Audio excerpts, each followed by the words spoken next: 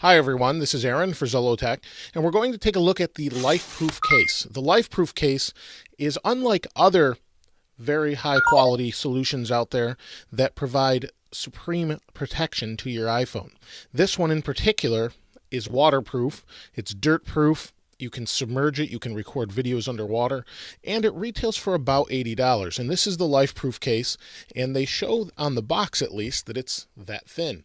Let me go ahead and open it up, and then we'll do some tests with it and see how good it really is. So we'll get right in here. There we are. And let's go ahead and see what we've got.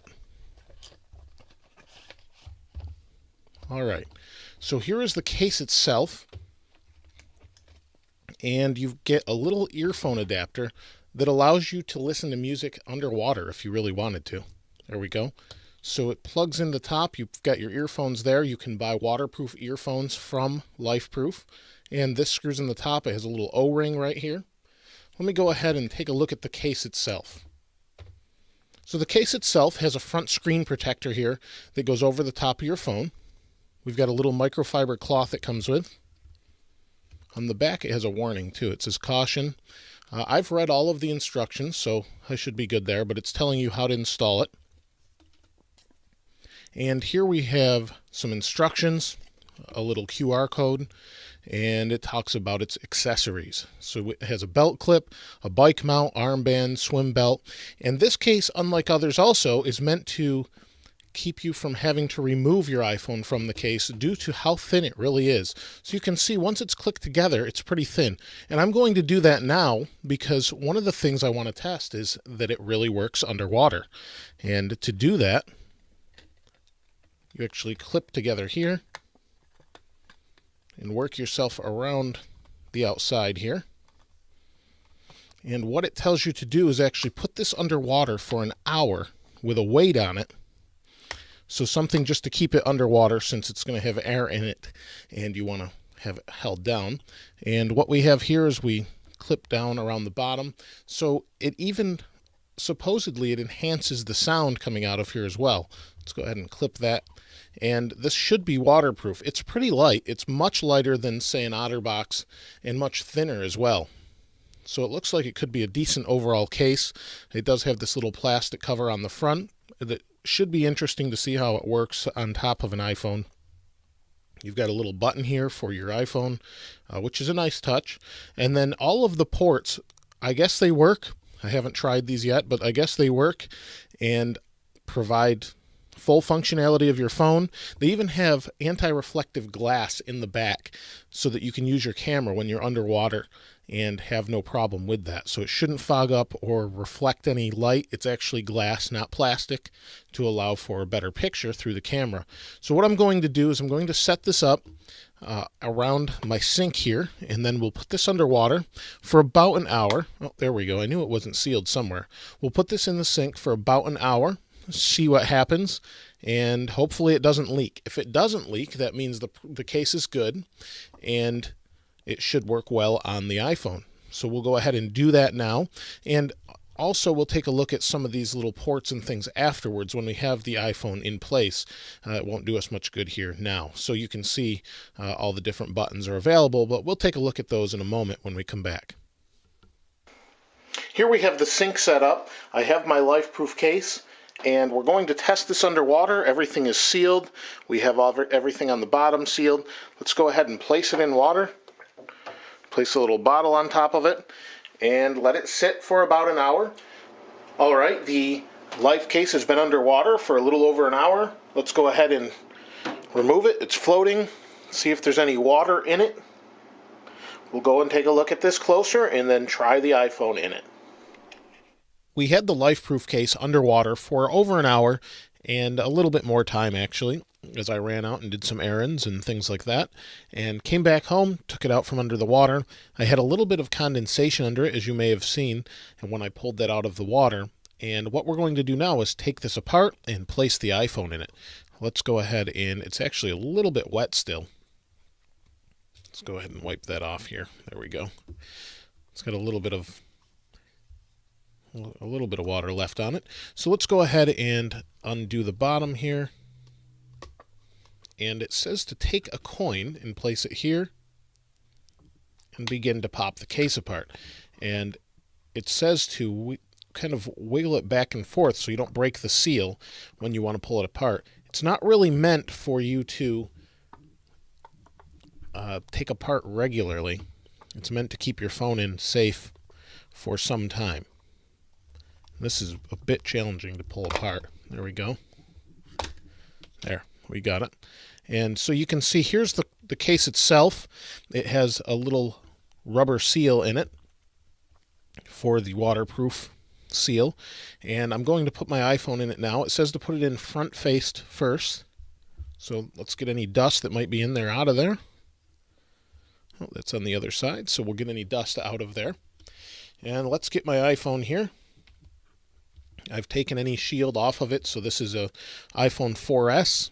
Let's wipe the front here, get any dust off of it, and place it into the case. Now it does have this little switch here that's for your sleep-wake button, or rather your vibrate switch, and let's go ahead and place it into the case.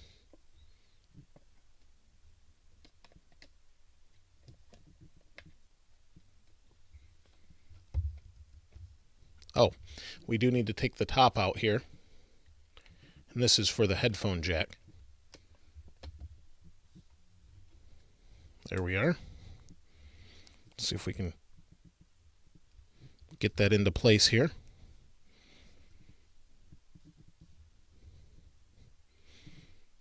Okay. And there's a speck of dust under there. That's going to drive me nuts, actually. So let me see if I can pop this back out of here.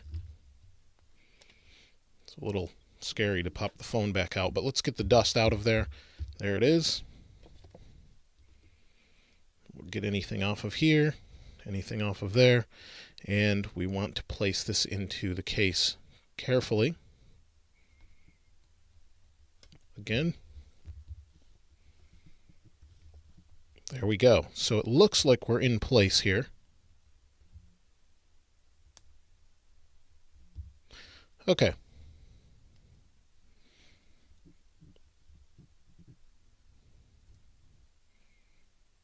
Oh, I see. It's kind of reversed because this is a little bit of a rocker, and that's interesting. But let's go ahead and I'll wipe the back off just for good measure. We've got everything in place. It looks like the screen is good. And there we go. Looks like the screen is good. It's in place. Let me go ahead and put the back on.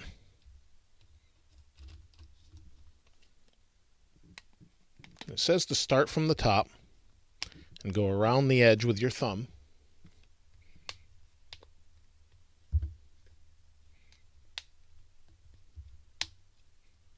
And there's a snap at the bottom. Make sure everything's in place, and there we go. So the case is on, and then we have a headphone jack. Oh, the case is not on. There we go. We have a headphone jack adapter here, or it's a little bit of a plug for the headphone jack to keep it waterproof. So let's go ahead and screw that into place. There we go. And that seals watertight. Now, when we want to use an audio jack, we can use this in water with this, with the little O-ring, and it screws down in. So here's the screen itself. Screen looks good, responds good through the front. You can open email. You can look at news. You do have to push down a little bit, as this is a little bit above the top of the screen. And it does a good job, but you do have to push a little bit. But I guess that's not too much of a price to pay for good protection from anything as far as falls to water. So let's go ahead and take a look at this in the water. I'm going to put this in water, make sure it's sealed tight, and then run some water on top of it and see how well it holds up. And then we'll see what it looks like afterwards. Now, this is not something I normally find myself doing, but let's make sure she's sealed all the way around. And let's fill her up.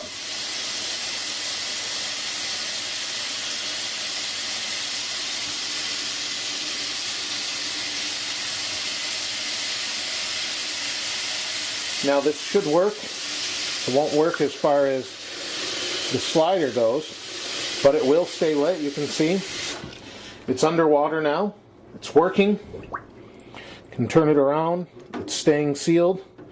And it looks good. Let's see if we have any water leakage. We'll take it out of here. You can see it's working. The time's incrementing. It's a real iPhone in a case underwater.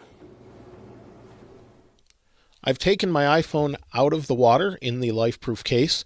It seems to have survived okay. You can see there's a little bit of water on the front still, but there's nothing underneath the case or in the case. Let's go ahead and look at the bottom and see if there's anything inside.